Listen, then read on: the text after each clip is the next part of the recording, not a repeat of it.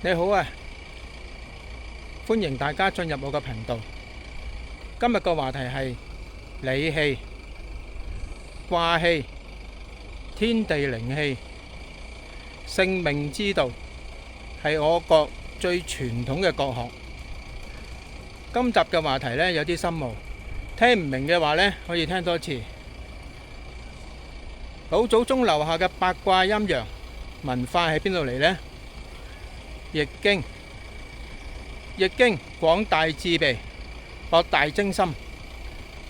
另外呢，就有一股吸引力，隨時呢就令到你茶飯不思，日思夜想。呢個呢，就係以類相求嘅力量。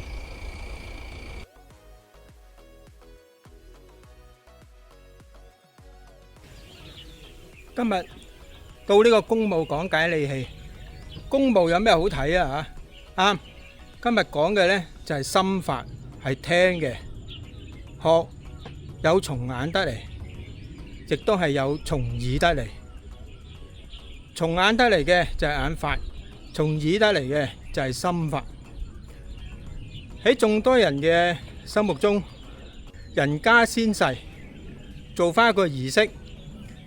一把火燒咗佢，喺公墓嗰度掘一個墓穴，放低棺材，覆上泥土，立塊石碑，做一個靚靚嘅模型，就完成咗先人嘅葬事。但喺易學上邊，就算你用點名貴嘅石材，多新穎嘅模型，冇易學嘅進陽火同埋退陰符嘅法，都等同棄屍荒野。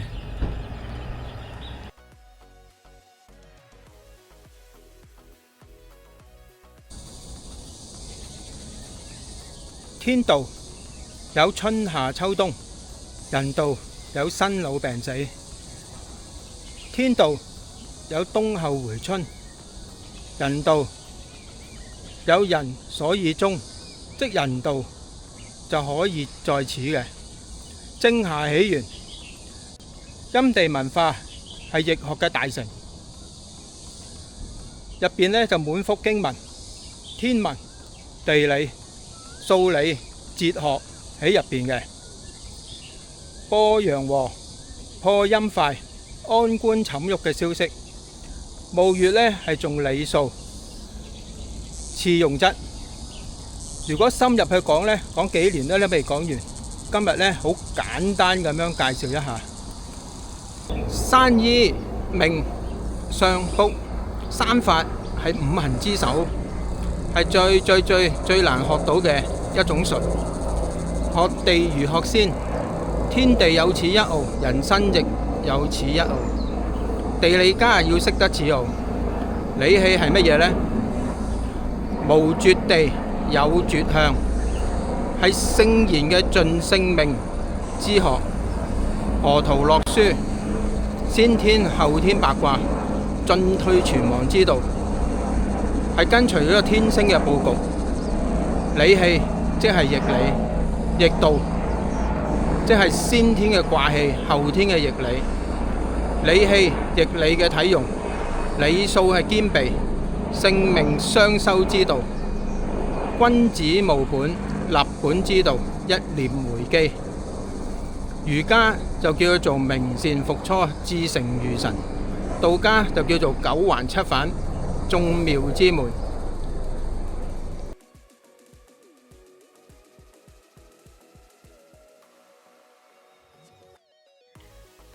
現今嘅人睇咗幾本易經就覺得好了解經文，但係佢哋只知道一堆堆嘅古文，只能在宮外遊走，刻舟求劍。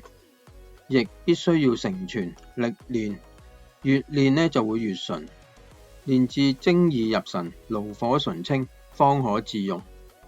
苟非其人，道不虛行。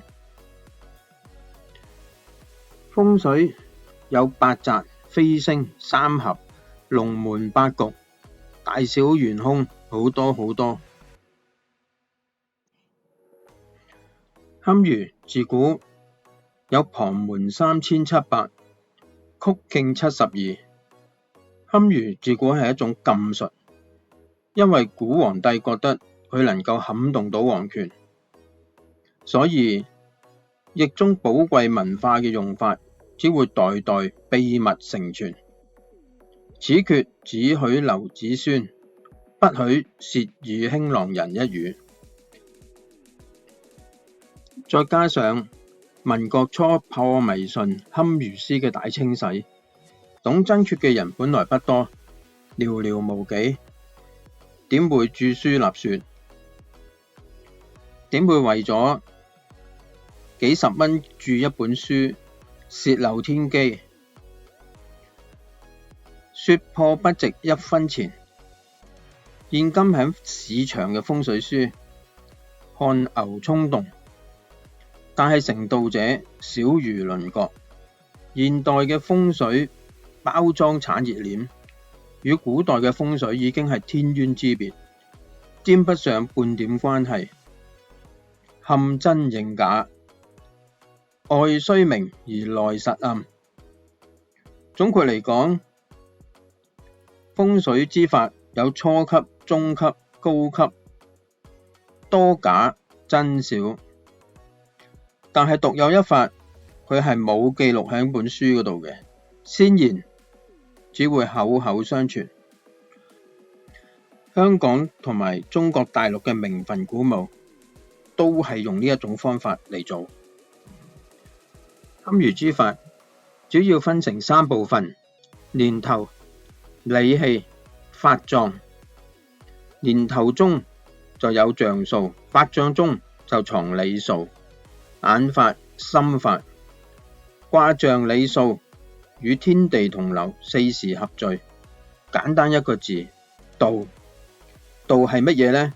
道陰陽，攝造化，能辨災祥吉凶嘅大事。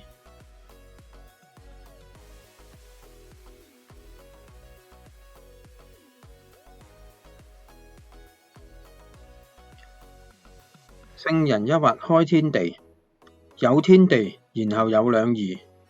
兩儀即係乾陽同坤陰兩氣。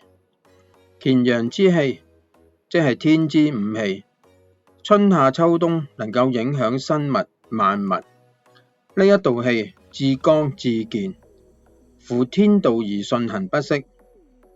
此氣主宰萬物，為陰陽之祖，造化之根，健也，命也，造命之理，發天之學，進陽火之卦。